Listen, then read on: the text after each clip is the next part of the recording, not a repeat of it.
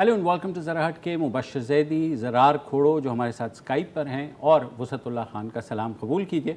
आज हम बात करेंगे गुज़िश्ता माह 18 और 19 अक्टूबर की दरमियानी शब जो कुछ कराची में हुआ, जिस तरह आईजी सिंध को मुबैना तौर पर अगवा करके एक हसास जगह ले जाया गया और उनसे फिर जो मरियम नवाज़ के हस्बैंड हैं कैप्टन सफदर, उनके खिलाफ मुकदमा दर्ज करने के लिए दबाव डाला गया।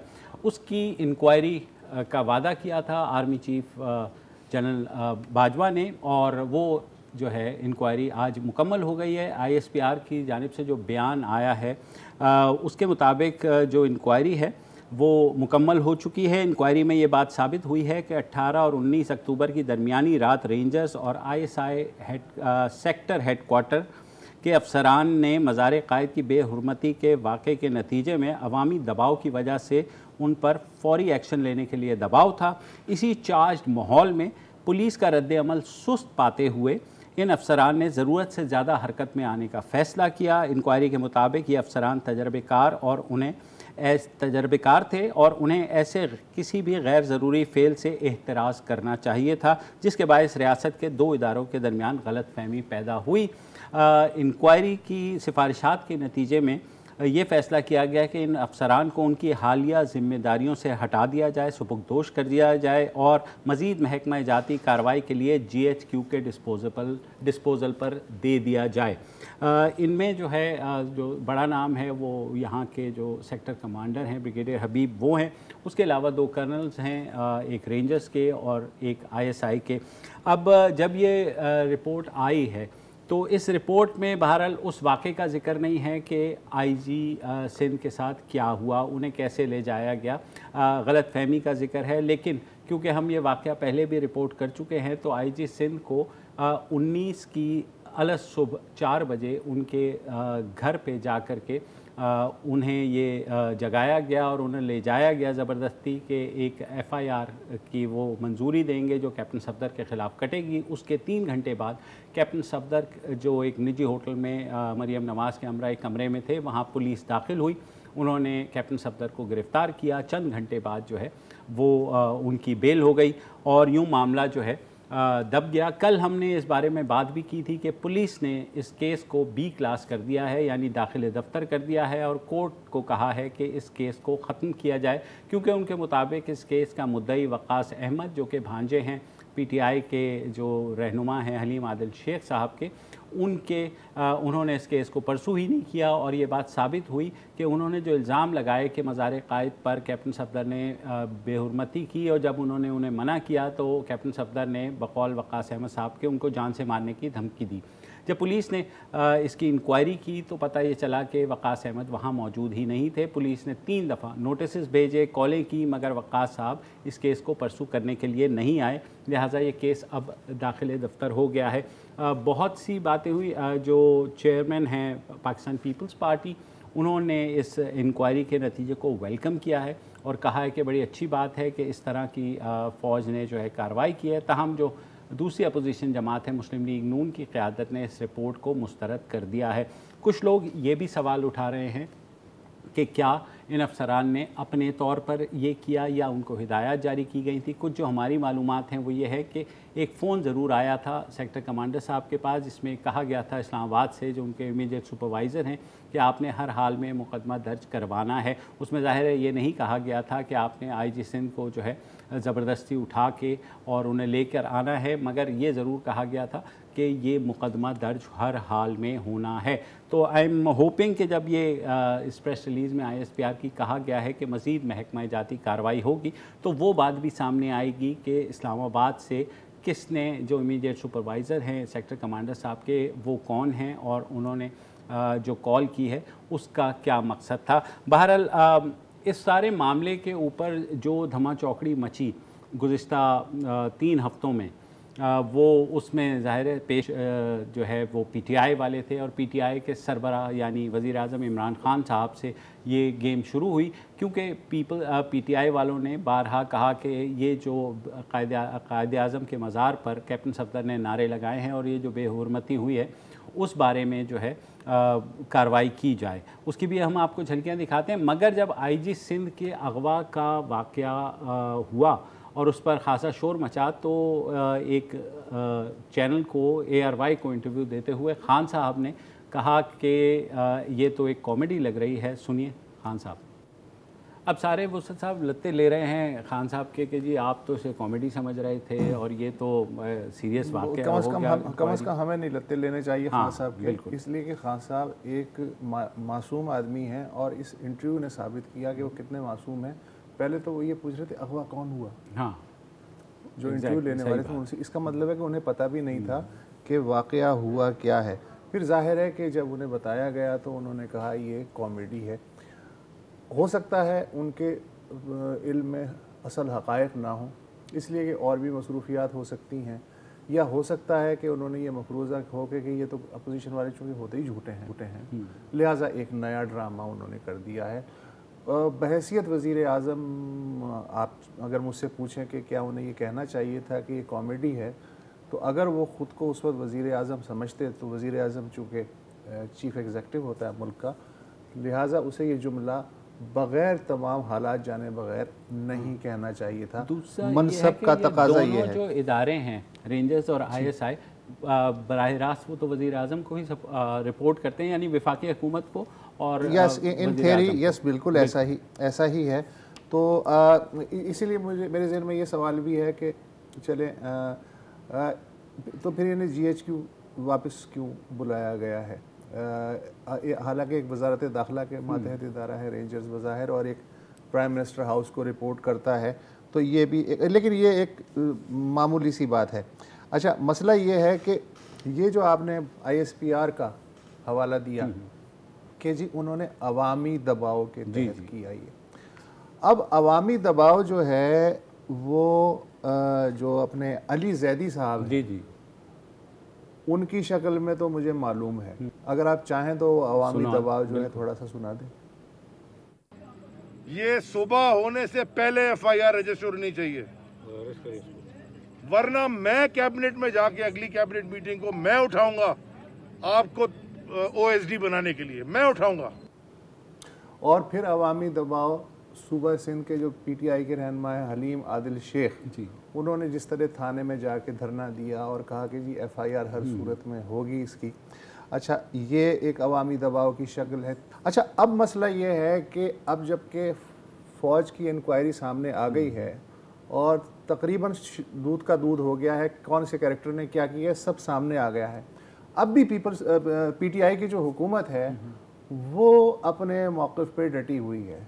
मसलन शिबली फराज ये कह रहे थे आज ही कि साहब ये तो ठीक है कि फ़ौज ने तो अपनी तरफ से काम कर दिया और उन्होंने अपना जो है रिपोर्ट दे दी, लेकिन वो जो असल वाक़या था यानी मज़ार क़ायद की बेहुरमती हुई थी, उसके बारे में सिंध हुकूमत क्या कर रही है, या जो इस्तीफ़ों की सूरत में सिंध पुलिस ने तकरीबन बगावत की शक्ल इख्तियार की बकौल शिबली फराज के, उसके बारे में क्या है।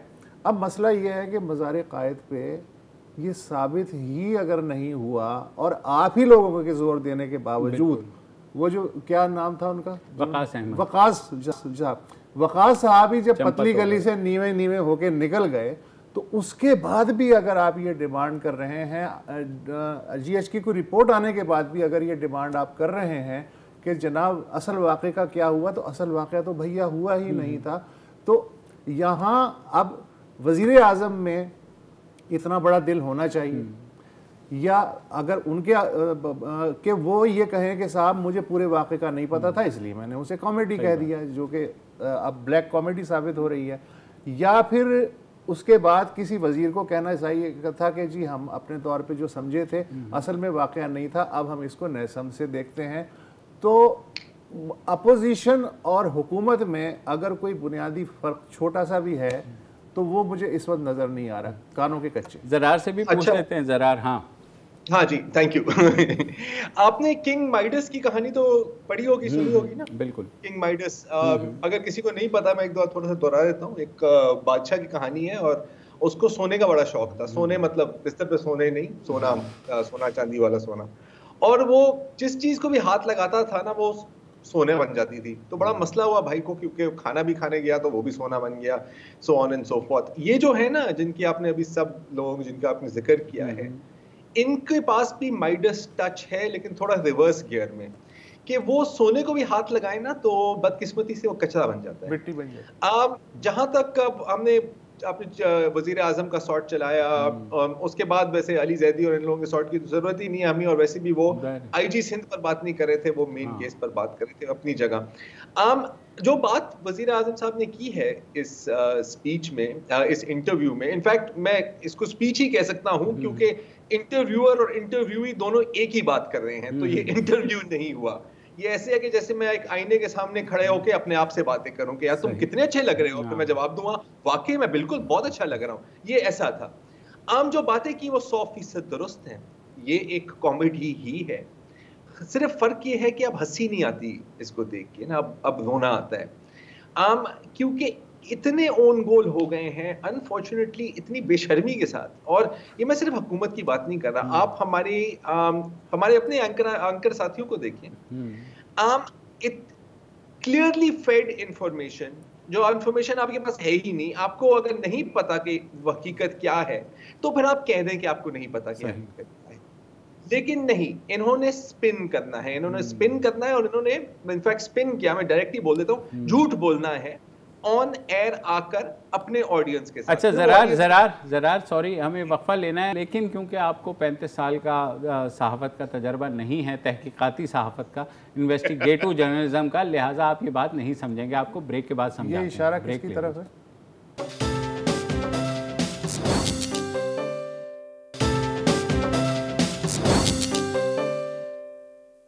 वेलकम बैक जी। बात हो रही है, आपको पता है क्या बात हो रही है, एक बात दोहराई देते हैं। जो ISPR की तरफ से जो स्टेटमेंट आई है कि जो पनिशमेंट्स दी गई हैं उन अफसरान को जो IG सिंध की जो पूरा ये जो किस्सा गुजरा था पिछले माह में आंखों के सामने, उस केस में, तो अब मैं यही बात कर रहा था कि अच्छा, पहले जो वजीर आजम इमरान खान ने कहा है, मुझे पता है वो सद आपने भी यही बात की थी, मुझे भी कहना पड़ेगा, लेकिन कि अब यहाँ पे दो चीजें हो सकती हैं, या तो आपको पता नहीं था, और ये फ्रैंकली स्पीकिंग मैं मान नहीं सकता, क्योंकि ये कोई छोटा मसला नहीं था, ये ऐसे नहीं था कि गंदम की कीमतें बढ़ गई हैं या डॉलर की रेट ऊपर चली गई, या हो सकता है आपको इन चीज़ों के बारे में ना पता हो। इसके बारे में अगर आपके पास एक्चुअल इंफॉर्मेशन नहीं थी तो ये एक बड़ी ट्रबलिंग बात है मेरे लिए, for the prime minister to be unaware of such a thing.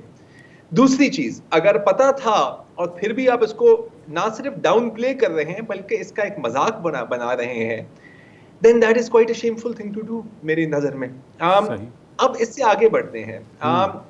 बहुत सहाफ़ी, कुछ इंतहाई मुमताज़ और मारूफ सहाफ़ी और कुछ ऐसे सहाफ़ी जो शायद इतने मुमताज़ और मारूफ नहीं हैं, उनको एक लाइन फीड की गई कि आपने इस चीज को कंप्लीटली रिजेक्ट करना है, इनफैक्ट आपने मलबा कहीं और गिराना है कि नहीं ऐसा तो हुआ ही नहीं है, ये तो एक ड्रामा है। और जब आप ऐसे करते हैं तो आपकी जो बुनियादी जिम्मेदारी है एज अ जर्नलिस्ट, आप वो निभा नहीं रहे। निभा क्या रहे हैं?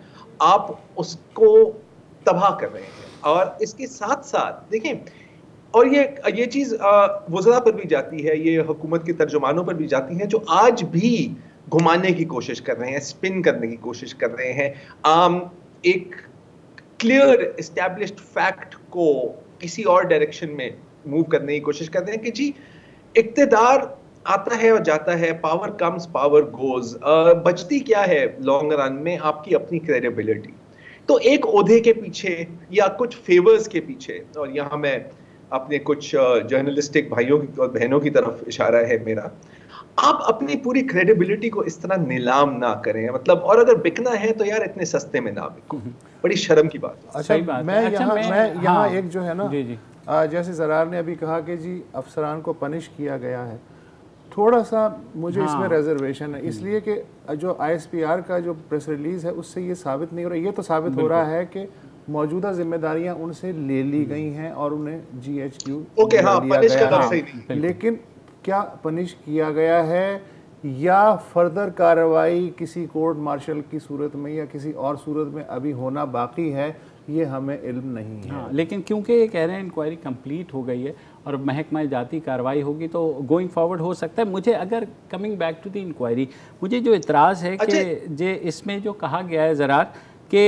अफसरान तजर्बेकार थे और उन्हें ऐसे गैर ज़रूरी फ़ेल से इज्तनाब करना चाहिए था। अब गैर ज़रूरी फ़ेल क्या है कि आपने आईजी को उठा लिया, मतलब ये गैर ज़रूरी फ़ेल नहीं है, एक क्रिमिनल ऑफेंस है और वो आपके जो ग्रेड है या आपका जो ओहदा है उससे बड़े ओहदे पर फाइज है। हुकूमत पाकिस्तान के जो 22वें ग्रेड के वो ऑफिसर हैं, पुलिस के हेड हैं, जिसके बाद हमने देखा कि पूरी पुलिस की हायरार्की ने इसके ऊपर कहा कि हमें रिडिक्यूल किया गया है, हमारा तज़हीक की गई है। तो मेरे ख्याल में गैर ज़रूरी फ़ेल की जगह कम अज़ कम ISPR को ज़रूर लिखना चाहिए था कि जनाब ये भी हो सकता है कि देखो हर चीज़ जो है वो एक ही प्रेस रिलीज़ में तो नहीं आ सकती।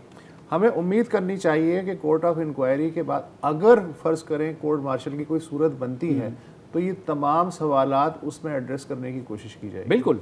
और जो अच्छा, इसके साथ में एक चीज का इजाफा करना चाहूंगा कि देखें, आप अगर ऑनेस्टली बात करें तो हम में से कितनों का ख्याल था कि इस किस्म की स्टेटमेंट भी आएगी? मेरा तो नहीं ख्याल था। मेरा तो ख्याल था कि अगर आएगी, और मैं तो ये भी नहीं कंफर्म था कि आएगी या नहीं आएगी, क्योंकि 10 दिन गुजर गए, फिर 15 दिन गुजर गए, जितना भी टाइम निकल गया, मेरा ख्याल था कि यार ये होगा मिट्टी पाओ निकाल दो, ठीक है। लेकिन ऐसा नहीं हुआ। और ये भी ये जो अभी आप जिक्र कर रहे हैं, जो सिंध पुलिस का रद्द अमल था, जो एक काफी स्पॉन्टेनियस किस्म का रिएक्शन आया था बहुत लोगों से जिनकी कोई ज्यादा पॉलिटिकल एफिलिएशन भी नहीं है, मैं न्यूट्रल लोगों की बात कर रहा हूँ, वो भी कह रहे थे कि यार खुदा का खौफ करो, राइट। ये भी उस प्रेशर की रिएक्शन से ही आया ना। इसमें ये लिखा हुआ था ना कि ड्यू टू पब्लिक प्रेशर, तो वो उसमें तो कोई पब्लिक प्रेशर नहीं था, उसमें कुछ पीटीआई के एहलकारों का प्रेशर था। यहाँ पर कुछ हद तक आप कह सकते हैं कि this was because of public pressure. अच्छा, पहले तो मेरा ख्याल था कि आएगी ही नहीं, अगर आती तो मेरा ख्याल था कि ये होगा कि नहीं जी हमने इन्वेस्टिगेट किया है और एज सच कुछ नहीं हुआ, कोई छोटा मोटा एक बंदा था और मतलब मिट्टी पाओ।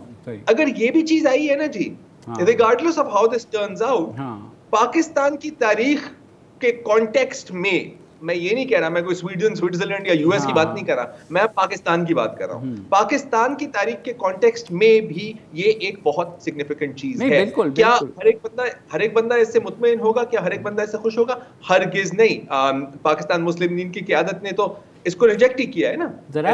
लेकिन देखो ना, मसला ये है कि दोनों इदारे जो हैं ये अवामी दबाव के तहत एक्ट करने के इनके पास जुरिस्डिक्शन नहीं है, ये ऑर्डर्स के पाबंद हैं, जो कि ये है जिस तरह की ये प्रेस रिलीज आई है कि चार्ज माहौल था और उन पर दबाव था और सिंध पुलिस ने सुस्त रवि का मुजाहरा किया, तो आप बेशक ये हो, आपका तरीका ये कार होता कि आप अपने हायर अप्स को रिपोर्ट करते और उनसे पूछते कि जनाब ये वाक़यात हैं, क्या हम इसमें जो है कोई एक्ट कर सकते हैं। मेरे ख्याल में the action itself is unlawful, तो जब अनलॉफुल एक्शन होता है तो जाहिर है पेनल्टी होती है, कोई दो राय नहीं है। और देखो, अगर आप बात करो पब्लिक प्रेशर की, तो फिर ये भी पूछना होगा ना कि किसका प्रेशर, बिल्कुल कौन सी पब्लिक, कोई मुजाहरा हुआ था? कोई कराची में मुजाहरा नहीं हुआ क्या? नहीं, वो नहीं मैं कह रहा हूँ, वो जो मैं कह रहा हूँ कि आप इस पब्लिक प्रेशर की लाइन को छोड़ दें। ये जो रिलीज आई है ये भी प्रेशर का ही नतीजा है। And again I will say कि पाकिस्तान की तारीख को मद्देनजर रखते हुए ये भी सिग्निफिकेंट। ठीक है, चलिए जनाब, कल इतना ही, वक्फा लेते हैं, न्यूज़ अपडेट्स के बाद वापस आते हैं।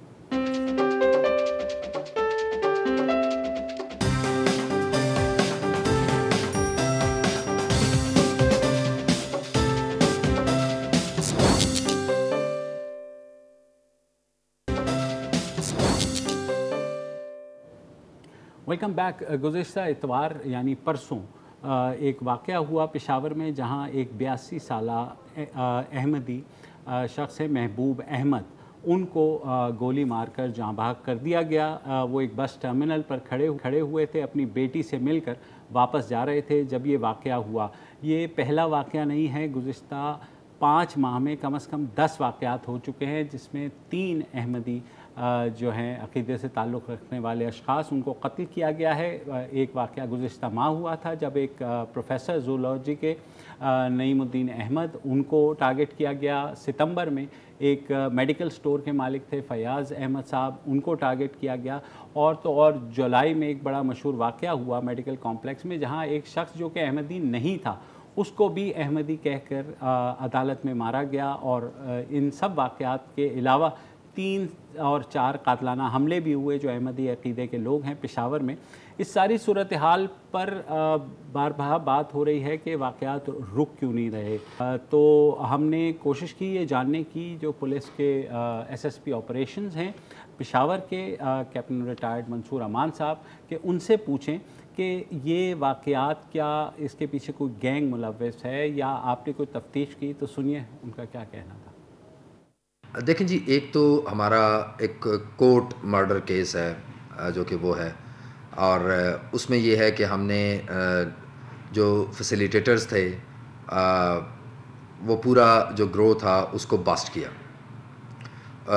उसके अलावा जो बाकी केसेस हैं उनमें counter terrorism department, police with the help of other law enforcement agencies, वो हम उसमें सब्सटेंशियल जो है वो काम कर चुके हुए हैं। मैं आपसे इन्वेस्टिगेशन की डिटेल आई एम सॉरी वो शेयर नहीं कर पाऊँगा, लेकिन ये है कि हमारी अटमोस्ट प्रायोरिटी है और इंशाअल्लाह अज़ीज़ जो है वो केसेस जो हैं वो ट्रेस किए जाएंगे। जी मुफ्ती साहब। हाँ ठीक है, जाहिर है कि कोई क्लियर बात तो पुलिस वाले नहीं कर सकते जब तक कि इस तरह की तहकीकात हो रही हैं। मगर एक ट्रेंड है। अब ये ट्रेंड जो है इसका ताल्लुक जो तंजीमी हैं, बाज़ उनके लोग इन्वॉल्व हैं, इंडिविजुअली लोग इसमें मुलव्वस हैं। मैं एक आम शहरी के तौर पे ज़ाहिर है इंटरेस्टेड हूँ ये सब जानने में। अच्छा, ये तो पेशावर से ख़बर आई, रोज़ाना कोई दिन शायद ही ऐसा गुज़रता हो कि मुल्क के किसी इलाके से किसी भी माइनॉरिटी के साथ कुछ भी होने की ख़बर ना आ रही हो। अच्छा, बाज़ औक़ात ये भी होता है कि वो चूँकि हम एक फ़र्ज़ करके चलते हैं कि अगर माइनॉरिटी का कत्ल हुआ है तो यकीनन उसके पीछे कोई ना कोई मनाफ़रत या दूसरे पहलू होंगे, नफ़रत के पहलू होंगे, लेकिन कभी कभी ऐसा नहीं होता। मसलन वज़ीराबाद के बारे में एक सोशल मीडिया का चल रहा था कि वज़ीराबाद में एक माँ और बेटे को कत्ल कर दिया गया, वो मसीही थे। ज़रार के पास कुछ डिटेल्स हैं कि उसका पस मंज़र क्या है। ज़रा जी। अच्छा, ये गुजरावाला में यही एक इंसिडेंट यही हुआ था, वज़ीराबाद में सॉरी, कि मोहम्मद हसन नाम के एक शख्स ने उस्मान मसीह और उनकी वालदा को गोली मारकर कत्ल कर दिया। अच्छा, अब ये केस और काफ़ी दफ़ा ऐसे होता है कि पहले ये सोशल मीडिया पर आता है। अच्छा, जो इब्तिदाई पोस्ट थी सोशल मीडिया पर उसमें सब में यही लिखा हुआ था कि उन पर ब्लास्फेमी का इल्ज़ाम लगाया गया और उसकी आड़ में इनको कत्ल किया गया। अच्छा, लेकिन फिर पता लगा कि ऐसी कोई बात नहीं थी। इससे मेरी मतलब ये है कि ये नहीं कि कोई ब्लास्फेमी नहीं हुई थी, ये कि उसमें ब्लास्फेमी का रंग डालने की भी कोशिश किसी ने नहीं की थी। ये उनके एक ज़ाती इनकी लड़ाई हुई थी कि उनकी जो मोहल्ला है उसमें एक नाला है और उसकी सफाई के ऊपर इनके बीच में कुछ तल्ख कलामी हुई थी। तो फिर ये उनकी जो मोहम्मद हसन की जो वालदा है उसके साथ इनकी लड़ाई हुई थी। उन्होंने अपने बेटे को बुलाया, बेटा अपनी बंदूक ले आया और इन दोनों को गोली मार दी। जहां तक सोशल मीडिया की बात है तो बिल्कुल इस कत्ल की इंफॉर्मेशन पहले वहां से ही आई थी और अक्सर ऐसा होता है, लेकिन फिर उसके बाद हमारी जिम्मेदारी होती है कि हम इसकी तस्दीक करें, हकीकत तक पहुंचे जिस हद तक आप पहुंच सकते हैं और फिर उसको पेश करें। आपको बहुत लोगों के एक मैं बस जो हमने गुज़िश्ता हफ्ते डिस्कस किया था खुशाब के इलाके कायदाबाद में जो बैंक मैनेजर साहब का कत्ल हुआ था, वो भी तौहीन मज़हब के हवाले से हुआ और बाद में ये बात प्रूफ हुई कि जिस गार्ड ने उन्हें शूट किया उसका ज़ात था और उसमें कुछ नहीं था। उस पर लेटेस्ट डेवलपमेंट ये भी हुई है, एक तो जनाजे पे मौलाना साहब ने हाथ उठा के लोगों से कहा कि आप कहें कि नाहक मारा गया है और इसका कत्ल हुआ है और इसके पीछे कोई तौहीन मज़हब का कार्रवाई नहीं थी। तो आज मैं देख रहा था कि जो मुल्क के जय्यद उलमा हैं उन्होंने एक स्टेटमेंट भी इशू की है इस वाक़े के हवाले से, जिसमें उन्होंने कहा है कि इस तरह के वाक़यात जो हैं वो बिल्कुल नहीं होने चाहिए और उनके ख़िलाफ़ भी कानून नाफिज करने वाले इदारों को कार्रवाई करनी चाहिए, क्योंकि अपेरेंटली तो यही होता है कि आपने अगर किसी को फंसाना है या उसको जान से मारना है तो आप तौहीन मज़हब का इल्ज़ाम लगा दें, और फिर जो मजमा है वो ये नहीं देखता कि जी ये इल्ज़ाम सच्चा है झूठा है, वो पहले इंसाफ करता है और उसके बाद फिर पूछता है कि हाँ कानून नाफिज करने वाले इदारे भी ऐसे लोगों के खिलाफ जो झूठा इल्ज़ाम लगाते हैं कानून के तहत कार्रवाई करेंगे, इसलिए कि इसके लिए तो फिर एक इजाफी कानून बनाने की ज़रूरत है कि जो झूठा इल्ज़ाम लगाए उसके साथ भी वही सलूक होना चाहिए जिसने तौहीन मज़हब। अच्छा, अदालतों की बहरहाल इसमें जजमेंट तो है और रियासत हाँ, लेकिन लॉ का हिस्सा होना चाहिए ना, तब जाके ट्रेंड अरेस्ट हो सकता है। जी, बिल्कुल है। लेकिन आपको याद होगा कि आसिया बीबी के केस में, और शायद हमने पिछली बार भी ये बात की थी, तो जजमेंट लिखी गई थी, उसमें ये जिक्र भी था कि असूलन जिन लोगों ने झूठी गवाही दी है और उस केस में सारी गवाहियां ही झूठी थी, उन पर भी सजा लगनी चाहिए, लेकिन क्योंकि ये एक सेंसिटिव इशू है हम ये कदम नहीं लेंगे। Selective application of the law, चलो कोई बात नहीं। जहां तक ये जो नेशनल बैंक के मैनेजर का जो कत्ल हुआ है और फिर उसके ऊपर वो जो गार्ड है उसने ये रंग देने की कोशिश की, मुझे पता नहीं क्यों मेरे ज़हन में एक ख्याल आता है कि ये केस तो बड़ा क्लियर कट था ना। आप अगर कत्ल होने वाले मैनेजर की अगर आप फेसबुक की पेज को ही देख लें तो बड़ा वाजे है कि वो आशिक रसूल है, ठीक है। अगर इतना वाजे नहीं होता तो फिर क्या होता? बिल्कुल। अगर मौलाना साहब उनको नहीं जानते, हाँ, फिर क्या होता? सही बात। अगर 6 या 8 आलिम बैठकर उनकी सफाई ना लिखें कि नहीं जी ऐसा कोई केस नहीं था, फिर क्या होता? ये चीजें हैं सोचने वाली। ठीक है, अभी वक्फा ले लेते हैं ज़रा, और वक्फे के बाद आप ही के पास आएंगे। वक्फा के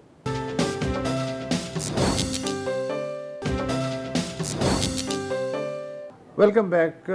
आपको इल्म है कि कोरोना फिर से बढ़ रहा है। इस वक्त औसत मुल्क में यौमिया तादाद जो है वो 1500 से ऊपर नए केसेस की हो रही है। लाहौर, मुल्तान, पिंडी और इस्लामाबाद के मुख्तलिफ इलाक़ों में जुज़वी लॉकडाउन भी नाफिज हो चुका है। कल एक जो ग्रेडिंग आई 15 पाकिस्तान के शहरों की, उसमें सर फहरिस्त हैदराबाद, मुल्तान और गिलगित हैं, जहां पॉजिटिव आने का रेशो जो है 15% से ज़ायद है जितने भी कोरोना के मायने हो रहे हैं। लेकिन जाहिर है कि जो जलसा आम है वो मुस्तस्ना है, वहाँ किसी को ना कोरोना की परवाह है और हो भी तो उससे कोई फ़र्क नहीं पड़ता, इसलिए कि सियासत के बाद ही कोरोना आता है। गिलगित बल्तिस्तान में ज़बरदस्त जलसे हो रहे हैं हर पार्टी के, और गिलगित में तीसरे नंबर पे सबसे ज़्यादा जो है कोरोना की इत्तला हैं। इसी तरह वज़ीर आज़म जो हैं वो स्वात में उन्होंने जलसा किया, हाफिज़ाबाद में ठाटे मारता हुआ जलसा किया, लेकिन कोरोना की परवाह नहीं है। अलबत्ता SOPs आम आदमी के लिए हैं। मगर एक अच्छी खबर ये आई है कि एक वैक्सीन के बारे में दावा किया जा रहा है कि वो 90% लोगों को कोरोना से महफूज रख सकती है। ज़रार खोड़ो की मज़ीद इत्तलात हैं। जी अच्छा, एक तो उसद जो आप बात कर रहे थे अभी गिलगित बल्तिस्तान और मुख्तलिफ जलसों की, कुछ ऐसे है कि मेरा जलसा जमहूरियत, आपका जलसा SOPs के खिलाफ वर्जी। बहरहाल जहाँ तक ये वैक्सीन की है बात है तो यकीनन एक बहुत बड़ी खुशखबरी है, लेकिन अनफॉर्चुनेटली शायद हमारे लिए इस खित्ते में ये इतनी बड़ी खुशखबरी नहीं है, और मैं बताता हूँ क्यों। ये है फाइजर और बायोनटेक की, और अभी आप कह रहे थे कि 90% लोगों पर के लिए इफेक्टिव है। नहीं, द इफेक्टिवनेस इज 90%, मतलब कि इतने हद तक वो कंट्रोल हो जाएगा। मौसर है, इफेक्टिव है। हाँ सही है, ठीक है। अच्छा, लेकिन अब इसमें अभी बहुत सवालात बाकी हैं। अच्छा, एक तो ये है कि स्टोरेज और ट्रांसपोर्ट। ये जो वैक्सीन है ये एक बिल्कुल ही नई टेक्नोलॉजी के थ्रू डेवलप की गई है। आपको पता है कि ट्रेडिशनली जो वैक्सीन होती हैं उसमें आप वायरस का टुकड़ा लेते हैं और वैक्सीन फिर आप बनाते हैं ताकि आपकी बॉडी में रिएक्शन आए और आप एंटीबॉडीज डेवलप करें, राइट। ये जो है ये mRNA एक टेक्निक होती है, मैसेंजर RNA, उसके जरिए से बना हुआ है, और ये शायद दुनिया के पहली मैस वैक्सीनेशन है जो इस टेक्नोलॉजी से बनी है। अच्छा, ये बात इंपॉर्टेंट क्यों है? क्योंकि इससे फर्क पड़ता है कि इसकी स्टोरेज कैसी होती है, और ये जो वैक्सीन है इसको आपने -70 टू -80 मतलब -70 से -80 डिग्री सेंटीग्रेड पर आपने इसको स्टोर करना है। तो सवाल ये बनता है कि थर्ड वर्ल्ड में, डेवलपिंग कंट्रीज में आपके पास क्या ऐसी फैसिलिटीज हैं, और अगर हैं तो कितनी, और अगर बहुत सारी भी हैं तो बिटवीन देम आप कैसे ट्रांसपोर्ट करेंगे, आप वहां से यहां कैसे लाएंगे। अच्छा, आप 5 दिन तक इसको 2 से 8 डिग्री सेंटीग्रेड पर भी रख सकते हैं, लेकिन आपको पता है कि पोलियो वैक्सीन में और मुख्तलिफ वैक्सीन में भी पाकिस्तान में कितना कोल्ड चेन मेंटेन करने का मसला रहा है। अच्छा, फिर आती है अवेलेबिलिटी की बात, क्योंकि बिल्कुल फाइजर अब मैस प्रोडक्शन में जाएगा, लेकिन अभी से ही 200 मिलियन डोजेज ईयू ने अपने लिए बुक कर लिए हैं, यूरोपियन यूनियन ने 100 मिलियन डोजेज यूएस ने बुक कर लिए हैं, और कोई 40 मिलियन डोजेज यूके ने बुक कर लिए हैं। तो अमीरों ने तो अपना माल अभी से खरीद लिया है, हमारे पास क्या होगा ये हमें नहीं पता। लेकिन that is not the end of the story, क्योंकि अभी तक कोई 11 और वैक्सीन भी हैं जो अब लेट स्टेज ट्रायल्स में है। मैं रशिया की वैक्सीन की बात नहीं कर रहा, उसके बारे में किसी को नहीं पता कि ये इफेक्टिव भी है या नहीं है, क्योंकि उसमें तो उन लोगों ने थर्ड स्टेज ट्रायल्स भी कंप्लीट नहीं किए। अच्छा, चाइना की वैक्सीन भी चल रही है, और आपको पता है कि पाकिस्तान में भी उसके लिए वॉलंटियर्स की जरूरत है। एक जो थोड़ी सी बैड न्यूज आई है चाइना की वैक्सीन के बारे में, कि ब्राजील में जो Sinovac biotech Chinese drug maker है, वो ट्रायल्स कर रहे थे, वो ट्रायल्स को अभी आर्जी तौर के लिए रोक दिया गया है कि एक मरीज जिसको वैक्सीन मिली थी उसमें एक बहुत सिवियर रिएक्शन आया, बीमार हो गया। ठीक है जरा, सॉरी टाइम अब खत्म हो गया है, तो कल जब आप स्टूडियो में होंगे तो और मज़ीद से इस बारे में जानेंगे। फिलहाल इतना ही, कल दोबारा हाजिर होंगे, इजाज़त दीजिए, खुदा हाफिज़।